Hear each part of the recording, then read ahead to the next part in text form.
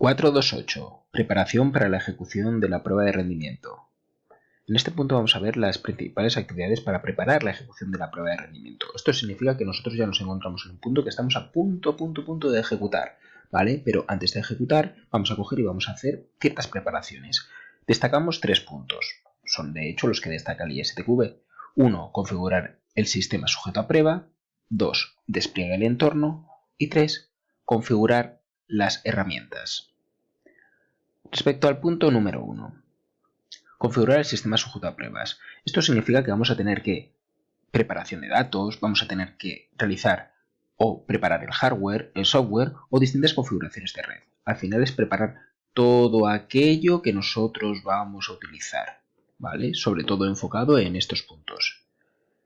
También algo interesante es que si por lo que sea tenemos riesgos a nivel de datos, tendríamos que revisar la posibilidad de crear un stub o de emular estos datos. Esto significa que, por ejemplo, se nos pueden dar casos en los cuales los datos, por ejemplo, son consumibles o igual los datos por lo que sea son confidenciales. Entonces, para estos casos deberíamos de intentar emularlos. Unos datos al final que nos sirvan igualmente, pero es posible que no sean exactamente los mismos que Pro, no sean confidenciales, etc. Después de hacer estas configuraciones, punto 2, vamos a hacer el despliegue al entorno.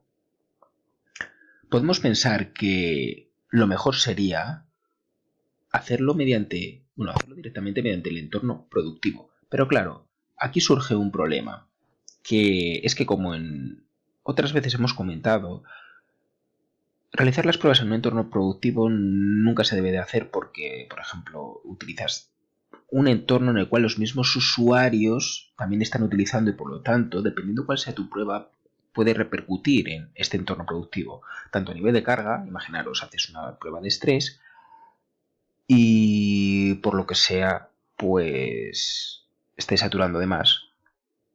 Y esto repercute en que ese usuario cuando coge y entra en vuestra aplicación no funcione correctamente esa aplicación. O también puede repercutir precisamente lo que decíamos en el punto anterior, en los datos. Es posible también que estemos consumiendo datos de una persona real. Entonces, por lo que sea, se los modifiquemos. Dependiendo cuál sea la aplicación, la modificación de un dato puede tener una repercusión muy importante. Entonces, es por eso que se debe de utilizar un entorno lo más parecido al entorno productivo, pero totalmente se desaconseja utilizar el entorno productivo. También hay que tener en cuenta que hay que ver con este entorno preproductivo que se parezca mucho al productivo, cuál va a ser la relación entre este entorno y producción. ¿Por qué? Porque no va a tener las mismas características. Generalmente es casi imposible que un entorno preproductivo tenga las mismas características que productivo. Por lo tanto, cuando se nos den los resultados, habrá que intentar hacer el matching, ¿vale? La relación entre este entorno preproductivo y productivo. Así que a tener en cuenta de que también no es lineal, no tiene por qué ser una relación uno a uno según se aproxima el tiempo y nos va dando unos determinados datos, no tiene por qué ser justamente lineal ese rendimiento. También a tener en cuenta, ¿vale? Los siguientes datos. Dentro de que vamos a desplegar el entorno, tenemos las maneras de desplegar este entorno y también dentro de estas maneras cuáles son las preferencias de entornos, según la casuística. Maneras de desplegarlo. Podemos utilizar 3. Podemos utilizar los laboratorios de pruebas tradicionales, dicho así, de toda la vida. O sea, coger igual montar nosotros un entorno, por ejemplo, el local, y utilizarlo. Montarlo propiamente nosotros mismos. Luego, otra forma de despliegue. Pues tenemos la nube. Tenemos 2 formas de la nube. El IaaS, que es infraestructura como servicio, y el SaaS, que es software como servicio. Esto lo vamos a comentar un poquillo con un poco más de detalle en la siguiente slide. Respecto al número 2, una vez ya que sabemos cuáles van a ser las maneras de desplegar entornos, ¿vale? ¿Cuáles son las preferencias? ¿En qué casuísticas vamos a utilizar cada una de estas? Pues por ejemplo, para probar una mejora, pues igual mejor utilizar un laboratorio. ¿Por qué? Porque bueno, al final es una mejora, ¿no? Igual se puede montar un entorno rápido, ¿no? En local, o un entorno de laboratorio puede ser más rápido y por lo tanto nos puede ir bien, o igual se tiene que probar de forma parcial. Por lo tanto, igual si lo intentas probar de forma parcial es mejor hacerlo de esta forma. Más rapidez, más sencillez. Por otro lado, Por ejemplo, la carga en todo un entorno. Aquí se pone de pro, pero al final es de todo un entorno.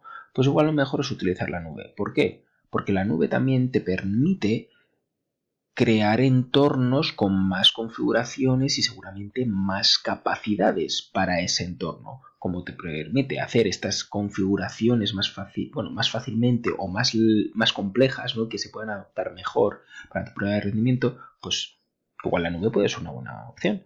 Y al igual que si quieres minimizar costes, pues igual también la nube.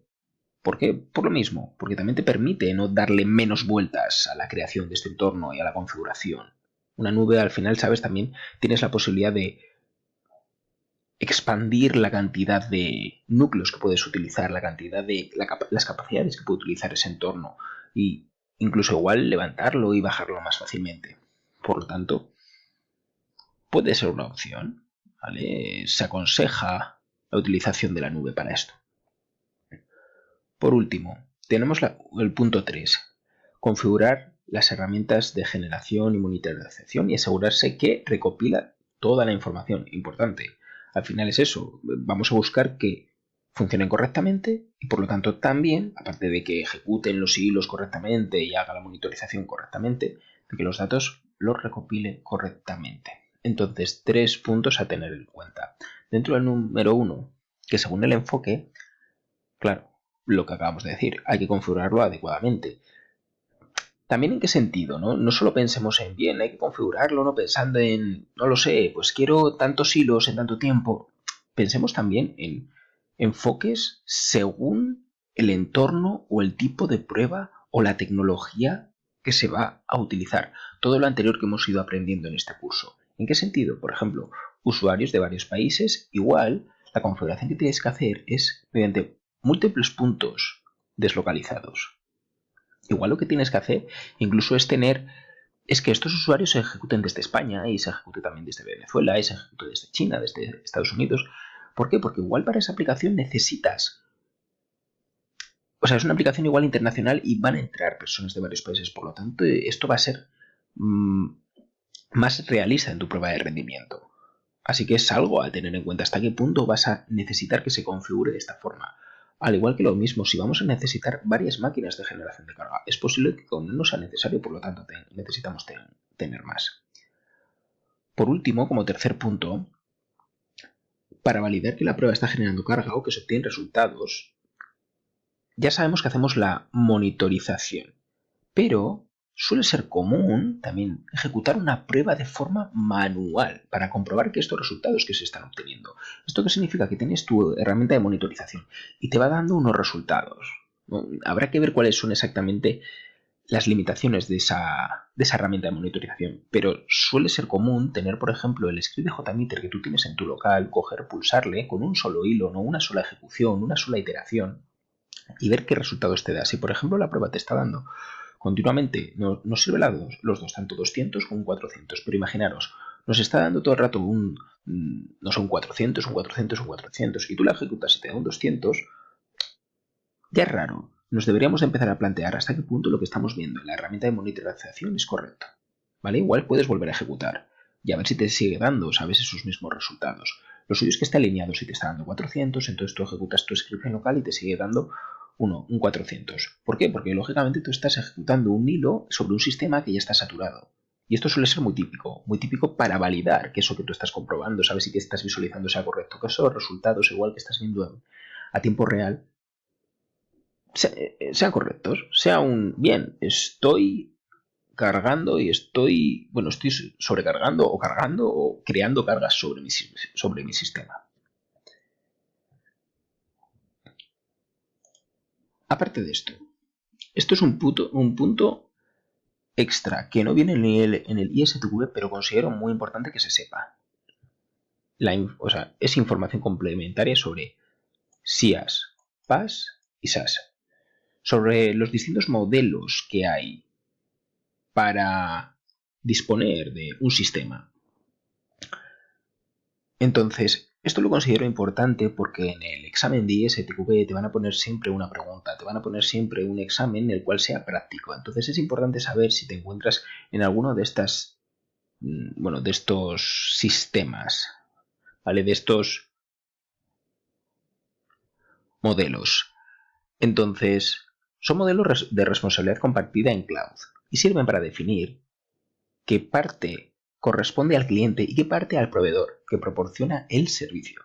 Por ejemplo, un ejemplo, ¿vale? Es Azure, que es el proveedor, es Microsoft, el cual dispone de una plataforma para gestionar recursos de las máquinas que se quieren según los objetivos. Al final es eso, imaginaros que vosotros necesitáis imaginaros una aplicación y entonces igual esa aplicación la tiene Microsoft, ¿vale? Igual necesitáis una base de datos, igual esa base de datos la tiene Microsoft. Entonces la podéis tener en la nube y podéis hacer un redimensionamiento y podéis tener pues unas características, ¿no? Que sea, no sé, que utilice MongoDB o lo que sea, ¿vale? O que sea Oracle, dependiendo, ¿no? Habría que ver las distintas configuraciones que se pueden hacer en esa base de datos. Entonces tenéis la opción de utilizarla con la nube, de ir a la plataforma de Azure y decir, oye Azure, quiero esto, ¿vale? Voy a revisar qué es lo que me puedes proporcionar para tenerlo. Y entonces, a lo que voy. Dentro de este modelo de responsabilidad compartida tenemos 4 posibilidades. Estas 3 de aquí son en la nube y esta es on-site o on-premise o on-premise. ¿Qué significa la de on-site o on-premise? Es la de toda la vida, la de nosotros tenemos, es nuestro todo, ¿vale? Aquí veis que hay 2 colores, azul significa lo que nosotros controlamos, rojo lo que controla ese proveedor externo, ese proveedor de cloud. Entonces, en on-site tenemos todo esto. Nosotros somos responsables absolutamente de todo el hardware. Es como si a mano derecha nuestra tuviéramos todo el servidor, toda una CPU, la cual nosotros manejamos. El hardware, el software, podemos instalar lo que queramos. Somos responsables de todo. Controlamos la red también, lo que queramos. Luego hay otra. Es el IaaS, es infraestructura como servicio. ¿Esto qué significa? Que el modelo compartido nosotros podemos tener uso de aplicaciones o manejar aplicaciones, datos, pues middleware o sistema operativo, pero por otro lado no vamos a poder realizar modificaciones de servicios o de aumentar, por ejemplo, las capacidades o de configurar redes. ¿Por qué? Porque en este modelo es como si solo tienes, imaginaros un escritorio virtual. Es como si nosotros solo pudiéramos manejar ese escritorio virtual. Lo dicho, podemos instalar aplicaciones, podemos instalar el sistema operativo, pero sin embargo, queremos aumentar la capacidad, los gigas de ese escritorio virtual. Entonces, aquí lo veis en rojo, contactemos con Azure, ¿vale? Con Microsoft. En esto se basa la infraestructura como servicio.